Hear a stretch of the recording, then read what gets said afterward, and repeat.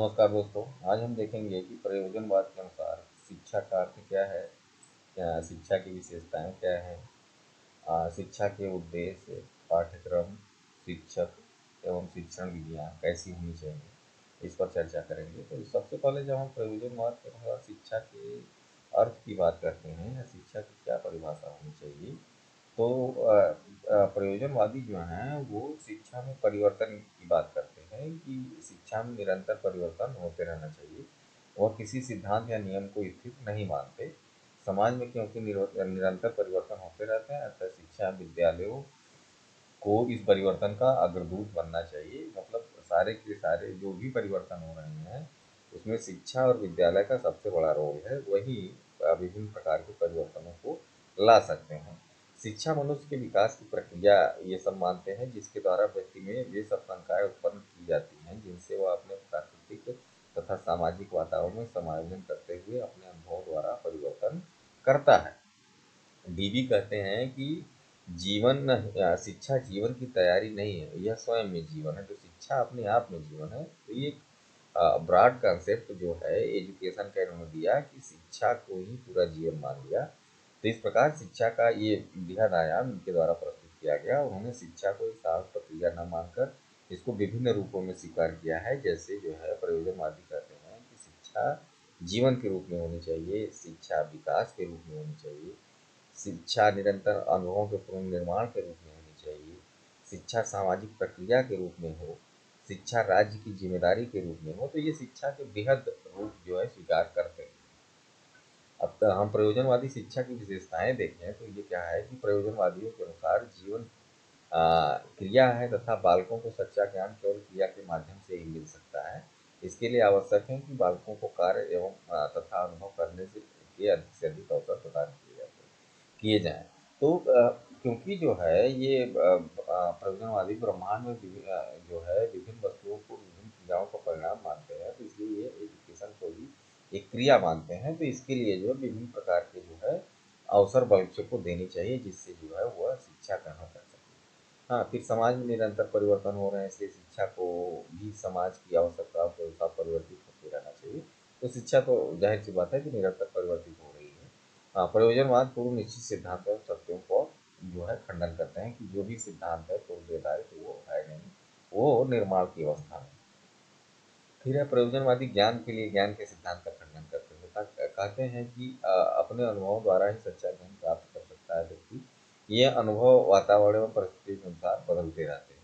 हाँ, फिर है प्रयोजनवादियों की मान्यता है कि बालकों की शिक्षा समाज के माध्यम से होनी चाहिए, जिससे उसमें सामाजिक गुणों का विकास हो। तो जो भी सामाजिक कुशलता की बात है वो बालकों में होना चाहिए। इसके लिए जो है हमारे अंदर सामाजिक गुण विकसित होने चाहिए, जो शिक्षा के माध्यम से ही हो सकते हैं। फिर है आधुनिक जनतंत्री युग में प्रयोजनवाद की मान्यता है कि राज्य को केवल बालक को शिक्षित करने का दायित्व तो अपने ऊपर लेना चाहिए, इससे बालक के प्रभावशाली विकास में सहायता मिलेगी। अब देखें कि शिक्षा के उद्देश्य क्या हैं। तो शिक्षा के उद्देश्य वास्तव में प्रयोजनवादियों ने कोई शिक्षा के उद्देश्य स्वीकार नहीं किए हैं। वो शिक्षा को पूर्व निर्धारित जो है कहते हैं कि शिक्षा पूर्व निर्धारित नहीं है। हाँ, तो जो है इसलिए शिक्षा के उद्देश्य भी जो है निर्धारित नहीं किए जा सकते।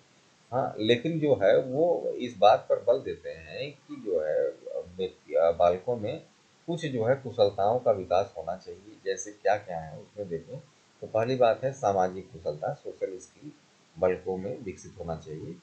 इसमें जो है व्यक्तियों में जो है सामाजिक शक्तियाँ, क्षमताएँ, सामाजिक दृष्टि, ये सब चीज़ें जो है विकसित हों, जिससे वह जो है सामाजिक प्राणी बन सके। दूसरी बात करते हैं मूल्यों और आदर्शों का निर्माण की बात करते हैं। हाँ, कि अपने मूल्यों और आदर्शों का निर्माता बालक स्वयं है। वह अपने प्रयोजनवादी विचारधारा के अनुसार शिक्षा का उद्देश्य जो है ऐसा होना चाहिए कि ऐसी क्षमता का विकास होना चाहिए कि बालक अपने मूल्यों और आदर्शों का निर्माण स्वयं कर ले। तो कोई उसको जो है मूल्य और आदर्श सिखाए न जाए, बालक स्वयं से अपने मूल्य और आदर्श बनाए। फिर है बालक का विकास।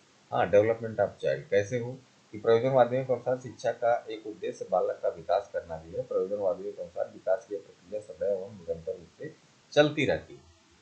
हाँ, फिर है गतिशील और लचीले मस्तिष्क के विकास का सिद्धांत। तो ये भी जरूरी चीज़ है कि जो फ्लेक्सिबिलिटी है, डायनामिक है, फ्लेक्सिबिलिटी है, सोचने का तरीका है, वो बहुत रिजिड ना हो, लचीला हो, फ्लेक्सिबल हो।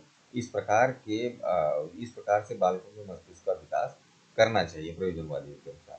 फिर है गतिशील निर्देशन। तो निर्देशन बराबर जो है बालकों को मिलते रहना चाहिए कि कैसे उनको कार्य करना है। हाँ, अब देखिए, जब हमने बात की कि शिक्षा के कोई उद्देश्य निर्धारित नहीं है, तो पाठ्यक्रम भी प्रयोजनवादियों के अनुसार कुछ निश्चित नहीं किए गए हैं, लेकिन वो जो है पाठ्यक्रम निर्माण में विभिन्न प्रकार के सिद्धांतों की बात करते हैं कि निर्माण के समय विभिन्न प्रकार के सिद्धांत कौन कौन से हो, वो उसमें जरूरी है। हाँ, अपने आप में पाठ्यक्रम को कोई निर्मित नहीं किया उन्होंने, लेकिन उनके सिद्धांतों की बात की कि ये सिद्धांत पाठ्यक्रम में होने चाहिए। जैसे पहला है कि प्रिंसिपल ऑफ यूटिलिटी या उपयोगिता का सिद्धांत। तो ये क्या कहता है कि प्रयोजनवाद ऐसे पाठ्यक्रम के निर्माण पर बल देते हैं जिससे बालक अपने वर्तमान एवं भावी जीवन के लिए तैयार हो सके। हाँ, उसके लिए जो है बालक के अनुसार जो है उसकी भाषा, स्वास्थ्य, विज्ञान, इतिहास, भूगोल, गणित, हाँ, ये सभी के सभी विषय जो है पाठ्यक्रम में सम्मिलित किए जाने चाहिए, जिससे जो है जो भी विषय उसके लिए जो है यूटिलाइज हो सके, वो अपना उस हिसाब से कर ले। हाँ, फिर है रुचि का सिद्धांत। तो ये भी है कि बालक की जो पाठ्यक्रम निर्मित हो विभिन्न प्रकार के बालक की रुचियों के अनुसार हो। हाँ, फिर देखें तो अनुभव का सिद्धांत। ये भी बहुत जरूरी है कि प्रयोजनवादियों के अनुसार पाठ्यक्रम का बालक के अनुभवों, भावी व्यवसाय एवं क्रियाओं के साथ घनिष्ठ संबंध होना चाहिए।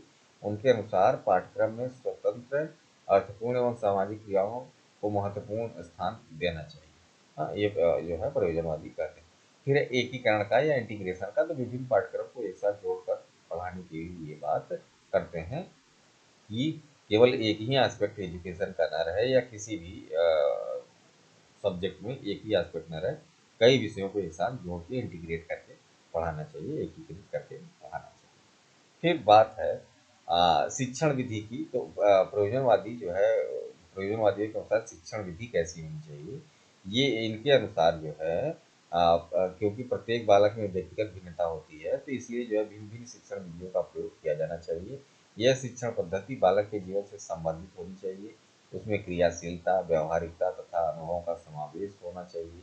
प्रयोजनवादियों द्वारा जो है कुछ सिद्धांत है जिसके आधार पर शिक्षण विधियाँ होनी चाहिए, जैसे सीखने की उद्देश्यपूर्ण क्रिया का सिद्धांत, क्रिया अनुभव द्वारा सीखने का सिद्धांत, सीखने की प्रक्रिया के एकीकरण का सिद्धांत, वास्तविकता पर बल, सामाजिक पर्यावरण पर बल।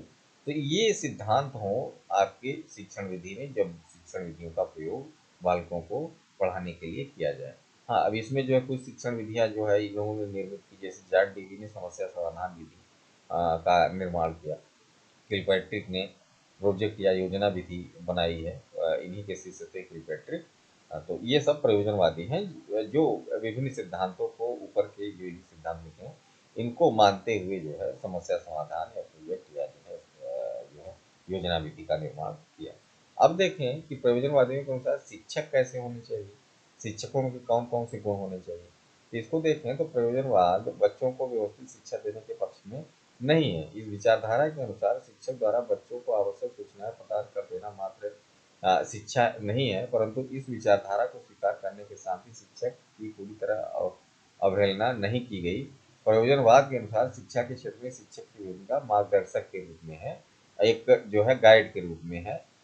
एक जो है ऑब्जर्वर या गाइड के रूप में होनी चाहिए। अध्यापक शिक्षक का सक्रिय निरीक्षण एवं पथ प्रदर्शन करते रहना चाहिए। तो ऑब्जर्व करता रहना चाहिए टीचर को, बच्चों को, जहाँ जहाँ उसको जरूरत हो वहाँ पर गाइडेंस देते रहना चाहिए। शिक्षक को चाहिए कोई ऐसा वातावरण तैयार करे जिससे छात्रों की अभी समस्या का हल स्वयं निकाल सके छात्र। शिक्षक का एक अन्य दायित्व यह भी है कि बच्चों को अनिवार्य एवं महत्वपूर्ण समस्याओं के प्रति संवेदनशील बनाए, इन समस्या का हल निकालने में सफलता मिले। शिक्षक का यह एक अन्य दायित्व यह है कि बच्चों को अनिवार्य एवं महत्वपूर्ण समस्याओं के लिए संवेदनशील उनको बनाए। हाँ, इससे लाभ होगा कि जीवन में किसी समस्या के समाधान के लिए जो उचित दिशा में जो भी प्रयास बालक कर रहा है उसमें सफल होगा। तो ये शिक्षकों के कुछ गुण हैं जो प्रयोजनवादियों के अनुसार होने चाहिए। Thank you very much.